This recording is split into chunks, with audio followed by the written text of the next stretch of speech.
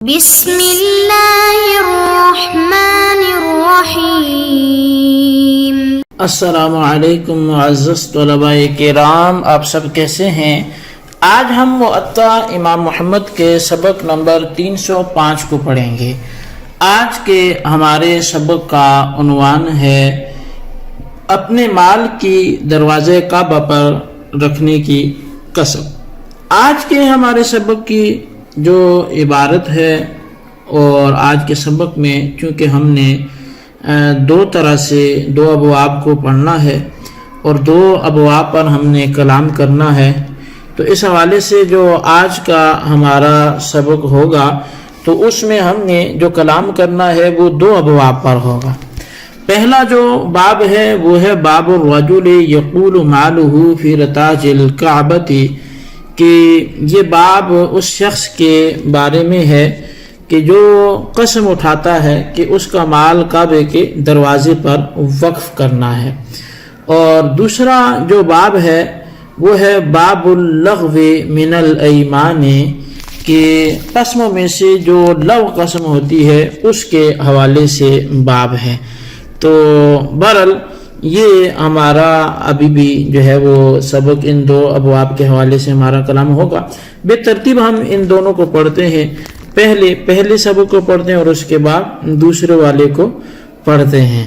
تو بہرحال جی، اب پہلا جو باب ہے اس کی جو پہلی حدیث ہے وہ امام محمد رحمۃ اللہ علیہ آپ ذکر فرماتے ہیں، اور آپ لکھتے ہیں کہ اخبرنا مالک اخبرنی ایوب بن موسیٰ من ولد سعید بن العاص عن منصور بن عبد الرحمن الحاجی عن ابیہ عن عائشة زوج النبی صلی اللہ علیہ وسلم انہا قالت فی من قال لی فی رتاج الکعبۃ یکفر ذلک بما یکفر الیمین۔ امام محمد رحمۃ اللہ علیہ فرماتے ہیں کہ ہمیں خبر دی ہے ابو امام مالک نے، اور وہ فرماتے ہیں کہ مجھے ایوب بن موسیٰ نے بتایا، آپ سعید بن عاص رضی اللہ تعالی عنہ کی اولاد میں سے ہیں، اور فرمایا کہ منصور بن عبد الرحمن جو ججی ہیں انہوں نے اپنے والد سے، اور وہ سیدہ عائشہ صدیقہ رضی اللہ تعالی عنہا جو کہ نبی علیہ الصلوۃ والسلام کی زوجہ ہیں، ان سے وہ روایت کرتے ہیں۔ وہ فرماتی ہیں کہ جس شخص نے کہا کہ میرا مال اللہ تعالی کے جو خانہ کعبہ ہے اس کے دروازے پر وقف ہے، تو اس بات کا کفارہ دینا پڑے گا۔ جس قدر قسم کا کفارہ ہوتا ہے اسی قدر یہاں بھی اسے کفارہ دینا پڑے گا۔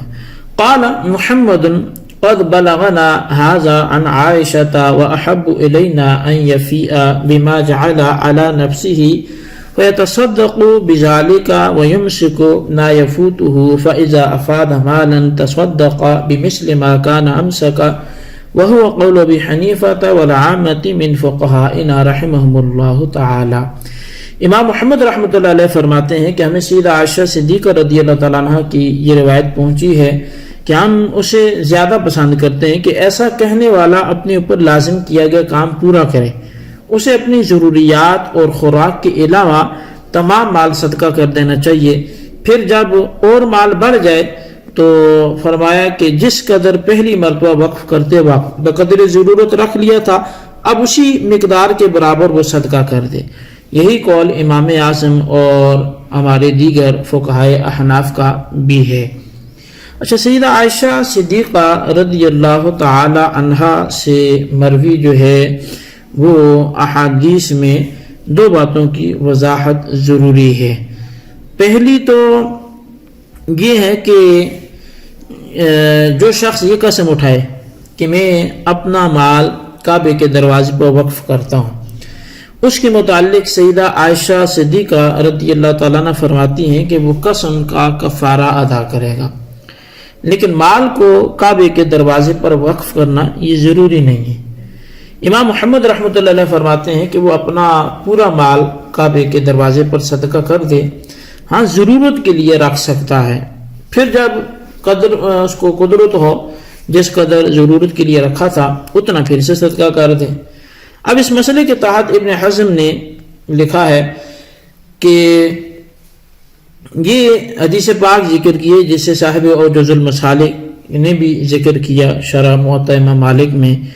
وہ حدیث پاک کیا ہے کہ جو ابھی ہم نے باب میں پڑھی، وہ کہتے ہیں اس حدیث پاک کے تحت لکھا ہے کہ اس حدیث میں باب کعبہ سے مراد نفس کعبہ ہے، کیونکہ اس نظر ماننے والے نے اپنا مال کعبہ کو دینے کا ارادہ کیا نہ کہ اس کے دروازے کو. البتہ دروازے کا جو ذکر کیا گیا ہے وہ تعظیم کے طور پر ہوا ہے. نظر ماننے والے نے اپنا مال کہہ کر وقف کرنے کا کہا ہے، اس میں بعض یا کل مال کا ذکر نہیں کیا گیا. امام محمد رحمۃ اللہ علیہ نے اس مطلق مال کو کل مال پر محمول کیا. اس کی وجہ یہ ہے کہ جسے اوجز المسالک میں بھی ذکر کیا گیا کہ لفظ مالی جو ہے اس میں یہ احتمال ہے کہ لفظ ما موصولہ اور حرف لام جارا ہو، جس کا معنی یہ ہوگا کہ جو مال میرا اور میری ملکیت میں ہے وہ سب کعبے کی نظر کیا. اب اس احتمال سے یہ بات جو ہے وہ معلوم ہوتی ہے کہ امام محمد رحمۃ اللہ علیہ کا قول وہ استحبابی ہے، اور لفظ احب الینا اسی طرف اشارہ کرتا ہے. یعنی ہم یہ اچھا سمجھتے ہیں کہ شخص مذکور اپنا جمی مال وہ کعبے پر تصدق کر دے، لہٰذا سیدہ عائشہ صدیقہ رضی اللہ تعالی عنہا کے قول کے خلاف بھی نہ ہوا، کیونکہ پسندیدہ کے مقابل جو ہوتا ہے وہ ممنوع نہیں ہوتا. تو بہرحال عبد الولید باجی رحمۃ اللہ علیہ آپ فرماتے ہیں کہ سیدہ عائشہ صدیقہ رضی اللہ تعالیٰ عنہ اگرچہ صورت مذکورہ میں قسم کے کفارہ ادا کرنے کا حکم دے رہی ہیں، امام مالک نے بھی اولاً اسے ہی اپنا مسئلہ قرار دیا، لیکن بعد میں اس سے رجوع فرما لیا تھا، اور رجوع کے بعد فرمایا کہ اس قائل پر مجھے کچھ بھی لازم نہیں آتا، سمجھ نہیں آتا. یہی قول حضرت عمر بن خطاب رضی اللہ تعالی عنہ کا ہے. اس کی وجہ بھی صاف ظاہر ہے کہ قائل نے قسم تو اٹھائی نہیں، جب قسم ہی نہیں تو کفارہ کس بات کا. تو خلاصہ یہ کہ کعبے کے دروازے پہ وقف کرنے والی روایت سے مراد نفس کعبہ ہے، اور دوسرا یہ کہ قائل کے لیے اپنا کل مال وقف کر دینا یہ احتیاطاً مستحب ہے. امام محمد رحمۃ اللہ علیہ کا قول بھی استحبابی ہے، وجوبی نہیں ہے. تو بہرحال یہ ہمارا پہلا باب تھا جو یہاں پہ آ کر مکمل ہوا.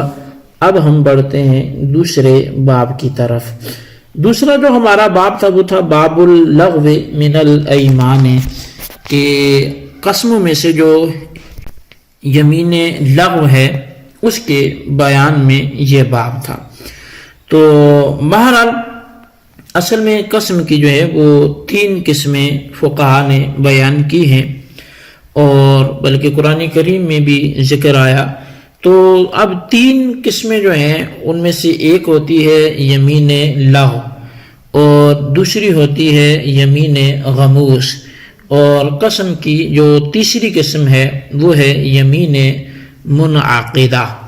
تو اب یہ تینوں قسمیں کیا ہیں، ان تینوں میں فرق کیا ہے، تو اس حوالے سے ابتداءً میں تھوڑی سی گفتگو کروں گا، اور یہ پھر گفتگو کر کے ہم اپنے سبق کو آگے بڑھاتے ہیں اور باقاعدہ عبارت کی طرف آتے ہیں. تو بہرحال یمین جو لغو ہے، تو یمین لغو کا جو مطلب ہے وہ ہے کہ ماضی یا حال میں کسی بات پر جو اپنی دانستہ میں یہ سوچ کر کہ شاید میں سچی قسم کھا رہا ہوں، کوئی شخص قسم کھا لیتا ہے لیکن حقیقت میں وہ جھوٹ ہوتا ہے، تو اسے یمین لغو بولتے ہیں. یعنی غلط فہمی کی قسم ہے کہ آدمی کسی واقعے کو اپنے خیال میں تو صحیح جان کر اس کی قسم کھاتا ہے اور حقیقت میں وہ ایسا نہیں ہوتا، تو ایسی قسم پر گناہ بھی نہیں اور کفارہ بھی نہیں ہے. اور دوسری جو قسم ہے وہ ہے یمین غموس. یمین غموس کا مطلب کیا ہے؟ یمین غموس یعنی جھوٹی قسم، یہ کسی گزشتہ واقعے کے متعلق جان بوجھ کر جھوٹی قسم کھانا کہ کچھ کام ایسا ہوا تھا اور یہ بولے کہ نہیں ہوا تھا، تو یہ حرام ہے، تو اس پر کفارہ نہیں ہوتا لیکن گناہگار بندہ اس میں ضرور ہوتا ہے۔ اور تیسری جو قسم ہے وہ یمین منعقدہ ہے۔ یمین منعقدہ جو کسی آئندہ کے معاملے پر اسے پورا کرنے یا پورا نہ کرنے کے لیے کوئی بندہ قسم کھائے اور پھر وہ قسم جو کھائی تھی اس کے خلاف کرے گا تو یہ قسم ٹوٹ جائے گی اور کفارہ بھی اس پر لازم آئے گا اور گناہگار بھی یہ بندہ ہوگا۔ تو بہرحال اس کے حوالے سے اب یہ بنیادی طور پر میں نے آپ کے سامنے 3 قسمیں رکھی اور ان کی تعریفیں بھی رکھی، تینوں کے احکام بھی رکھے۔ جو کفارہ بیان کیا جاتا ہے وہ عموماً صرف ایک ہی قسم کا بیان کیا جاتا ہے اور وہ کون سی ہے؟ یمین منعقدہ، جبکہ گناہ یمین منعقدہ پر بھی ہوگا جب توڑے گا، اور اسی طرح جو دوسری قسم ہے یمین غموس اس پر بھی گناہ ہوگا، اور یمین لغو پر گناہ اور کفارہ کچھ بھی نہیں آئے گا۔ تو بہرحال یہ ہمارا ایک تمہیدی گفتگو تھی اس باب اللغو من الایمان کے تحت۔ اب اس کی عبارت اور اس کا ترجمہ کرتے ہیں۔ اخبرنا مالک اخبرنا ہشام بن عروۃ عن ابیہ عن عائشہ رضی اللہ عنہا قالت لغو الیمین قول الانسان لا واللہ وبلا واللہ۔ امام محمد رحمۃ اللہ علیہ فرماتے ہیں کہ ہمیں امام مالک نے ہشام بن عروہ سے اور وہ اپنے والد سے اور وہ سیدہ عائشہ صدیقہ رضی اللہ تعالیٰ عنہ سے بیان کرتے ہیں، فرماتی ہیں کہ لغو قسم یہ ہے کہ کوئی شخص لا واللہ اور بلا واللہ کہتا ہے۔ امام محمد رحمۃ اللہ علیہ فرماتے ہیں کہ ہمارا قال محمد وبهذا ناخذ اللغو ما حلف عليه الرجل وهو يرى انه حق فاستبان له بعد انه على غير ذلك فهذا من اللغو عندنا۔ فرماتے ہیں کہ ہمارا حناف کسی پر عمل ہے کہ لغو وہ قسم ہے کہ ایک آدمی نے کسی بات کو اپنے طور پر حق سمجھ کر قسم جو ہے وہ قسمیہ برائی بیان کی، بعد میں سے معلوم ہو کہ وہ بات تو یوں تھی، تو یہ بھی ہمارے نزدیک لغو میں شامل ہے۔ تو بہرحال جی یہ ہمارا سبق تھا، کتاب الایمان یہیں پہ آ کے مکمل ہوا۔ آج کے سبق کو یہیں پہ بلوز کرتے ہیں۔ اللہ تبارک و تعالیٰ سے دعا کرتے ہیں جو ہم نے پڑھا سنا اسے یاد رکھنے کی توفیق نصیب فرمائے، آمین بجاہ النبی الامین صلی اللہ علیہ وسلم۔